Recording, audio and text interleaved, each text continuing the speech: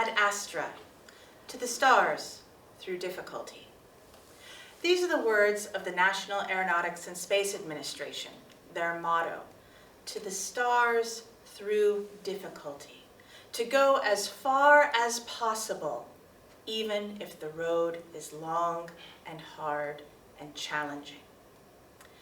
I teach philosophy of science and communication English at Mita International School in Tokyo.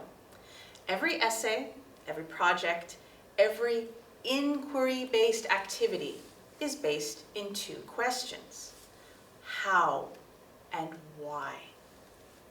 These two questions have so many possibilities, too many answers to comprehend, but I stick to those two questions because there are two cultures. Ever since C.P. Snow published his 1959 essay called The Two Cultures, there have been endless discussions and debates as to whether the sciences and the humanities could coexist with one another. Can they speak the same language? Can we get the same answers in both fields? For many generations, scholars and students alike felt that these two fields of thought were mutually exclusive. Two circles of a Venn diagram that never touched, let alone intersected. Today, I'd like to tell you a story of inquiry, from sand to the stars. Fair warning, there will be more questions than answers. Imagine you have entered the universe's most infinite, enormous library.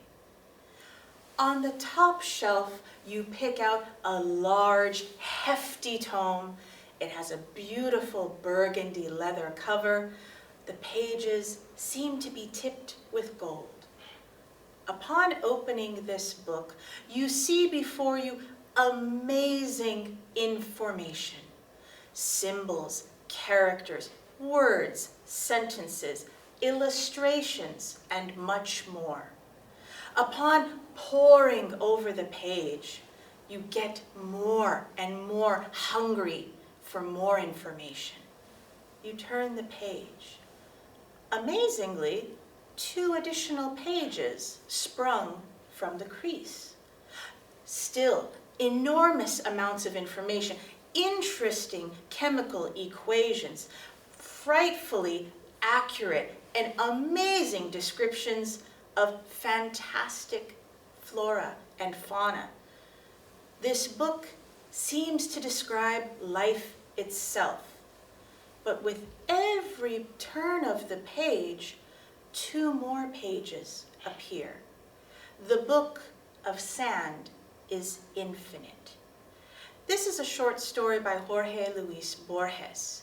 In it, the protagonist, who becomes obsessed with obtaining more and more information the more he reads, but the more infinite pages appear. There is no beginning and no end.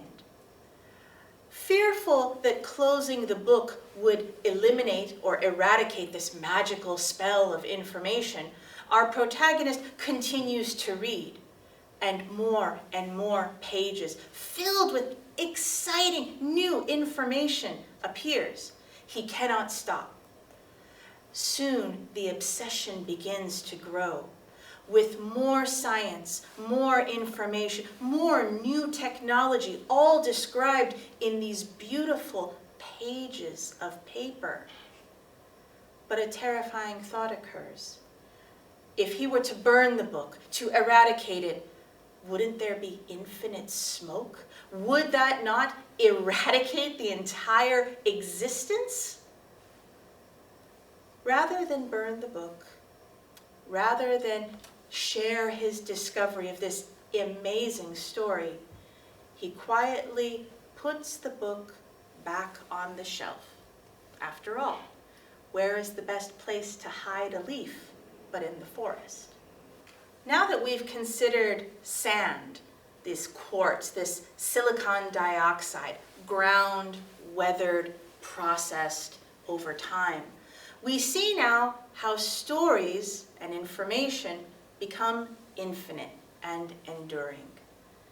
At the same time, we still must ask ourselves how and why.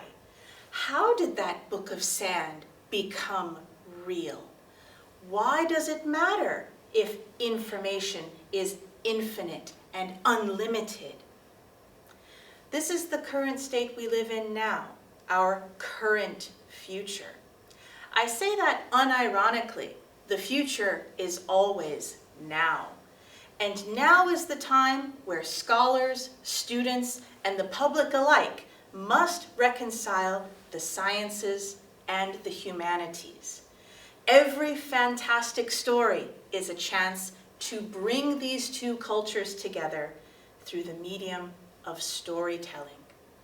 We now live in an age of bits, bytes, megabytes, gigabytes, terabytes, petabytes, and more.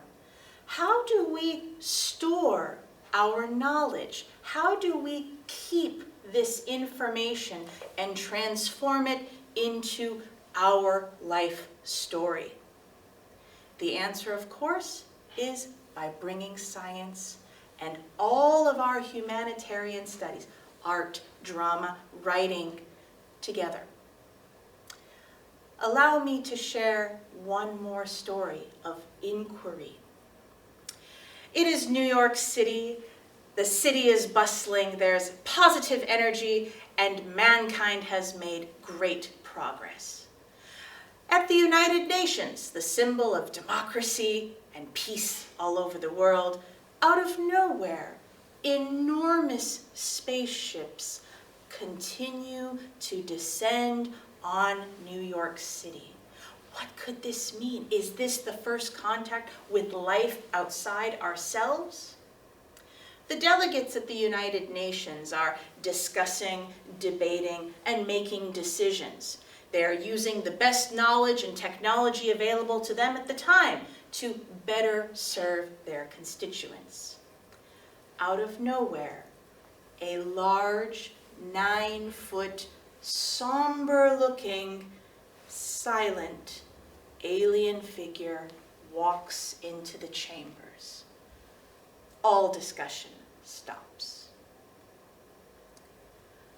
One delegate has the bravery to ask, "Why have you come here? What is your true intention?" Speaking in an automatic voice, probably computer-generated, the alien calmly, rationally says, "We are Canamites from a distant galaxy. We simply come in peace to share with you our scientific, technological, philosophical progress that we ourselves enjoy." How? Why? Let the story tell you.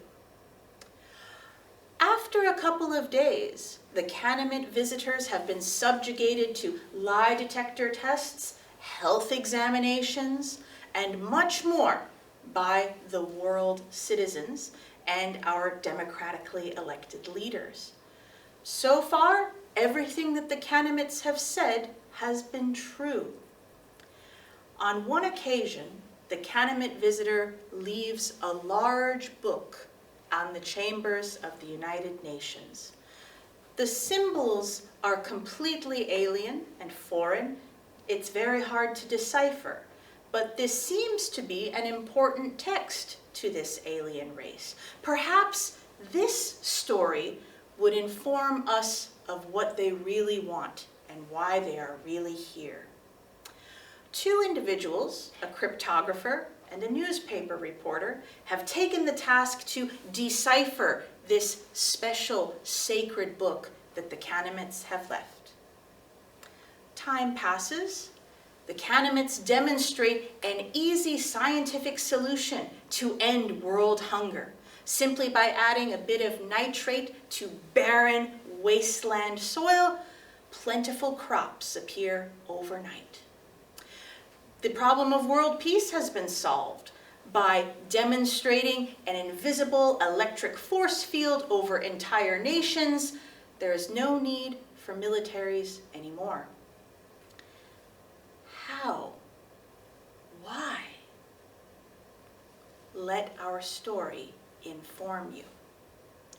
The newspaper reporter has always been excited for the Canamites to arrive and has certainly benefited from all the news that they have provided in the form of these amazing scientific demonstrations. The cryptographer, naive, but still working hard to decipher what the symbols on the book mean.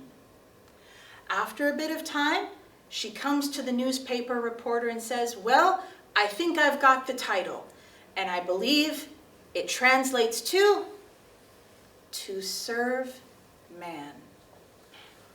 Amazing. Visitors from outer space coming to serve their fellow humans. Does that language from the science and the humanities tell that story accurately? Consider how and why. More time has passed, and soon the Canamites have embassies in every city on Earth, and they have invited Earth people to come to the Canamite homeworld for reciprocal visits. Flights sell out immediately. The newspaper reporter has his ticket punched and he's ready to go on board for the adventure of a lifetime. Earth has become a paradise. Science, knowledge, technology all came to the Earth because we were trusting and open and accepting of the Canamites' story. To serve man. What does that language tell us? The newspaper reporter is boarding the flight. Out of nowhere, the cryptographer comes in a rush. "Mr. Chambers, don't get on that ship." "Why not?" "To serve man. It's a cookbook." The Canamites indeed intended to serve man at their latest Thanksgiving feast. The ingenuity of the human language and our ability to tell a story based in scientific inquiry and the human imagination is unmatched. We can't allow ourselves to distinguish between these two camps.